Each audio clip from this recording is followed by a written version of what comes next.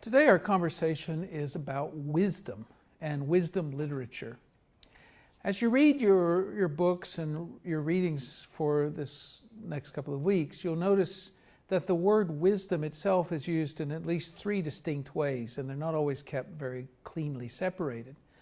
Sometimes the word wisdom refers to a set of texts like Job or Proverbs or Ecclesiastes or certain Psalms, or outside the Hebrew Bible canon, Ecclesiasticus, also called Ben Sira, also called Sirach, or the Wisdom of Solomon, and even further afield, a wide range of texts from Mesopotamia and Egypt and other cultures that explore the nature of the good life and how humans ought to conduct ourselves.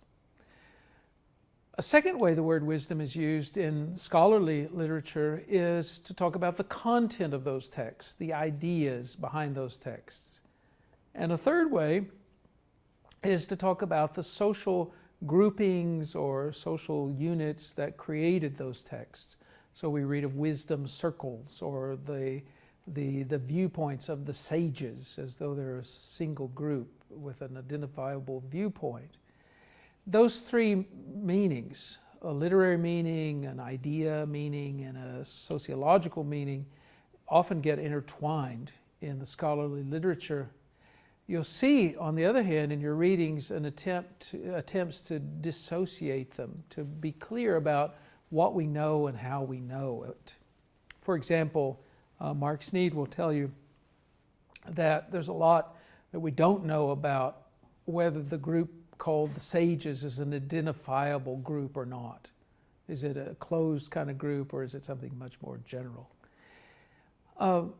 You'll see these ideas play out in the literature.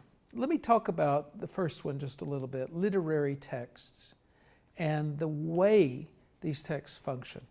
As you read Proverbs, Ecclesiastes, Job, and other texts like this, you'll notice that they use a number of recognizable genres of styles of literature.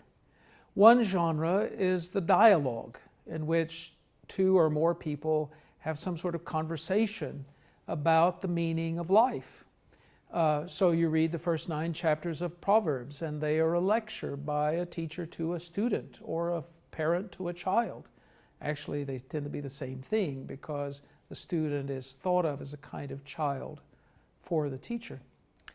Or you read the book of Job and you have a much more elaborate conversation among Job and his various friends, so-called friends, and eventually Job and God. So, and the dialogue appears in other kinds of texts as well. Another genre that appears even more commonly and often is embedded within dialogue is the proverb. Proverbs appear not just in the book of Proverbs, but throughout the Old Testament as people try to find pithy ways to talk about life. Well, we still do that today. A stitch in time saves 9. Fools rush in where angels fear to tread, and on it goes. So we ourselves still have these pithy sayings of our own, as well as the biblical Proverbs. Now, one thing to know about these Proverbs is that they are designed to talk about some aspect of life. They're not designed to say everything there is to say about life. For example, you read the 26th chapter of the book of Proverbs, and you hear this: "Do not answer a fool according to his folly, lest you be like him. Answer a fool according to his folly, lest he be wise in his own conceit." And you notice that on the surface, these two statements are contradictory, but really it's only on the surface. In fact, both of them assume that if you allow fools to have the microphone all the time, bad things will happen, and that wise people ought to make sure those things don't happen, and wise people therefore have to decide when to speak up and when to be silent. That decision-making process itself is, well, it requires wisdom.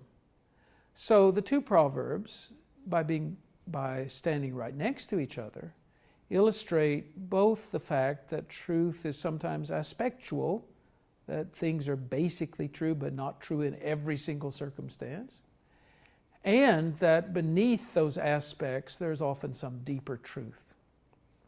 We'll see as we read the book of Proverbs how it explores the meaning of life in this way. Now, the last thing I want to talk about in this short podcast is about the book of Job. The book of Job is one of the most misunderstood books in the Hebrew Bible, I think, mainly because people only read the beginning and the end of it.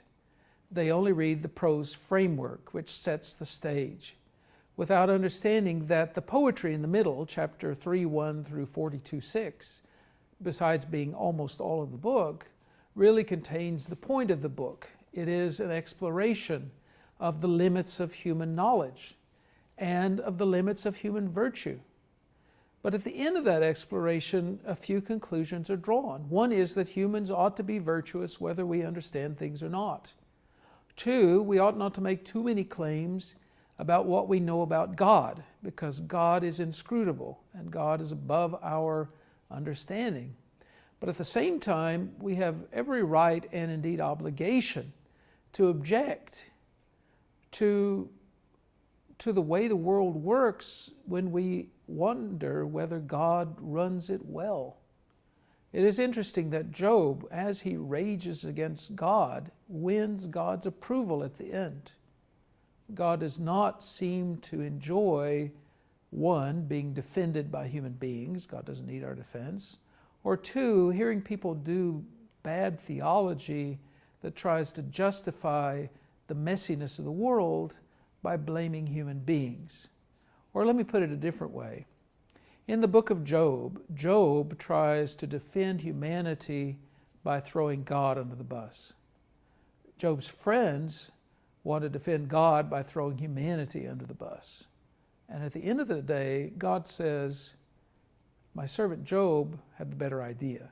He was on track, and you people weren't. There's a lot more to say about Job, but I think its exploration of wisdom is one that needs to be heard today and is often badly misunderstood.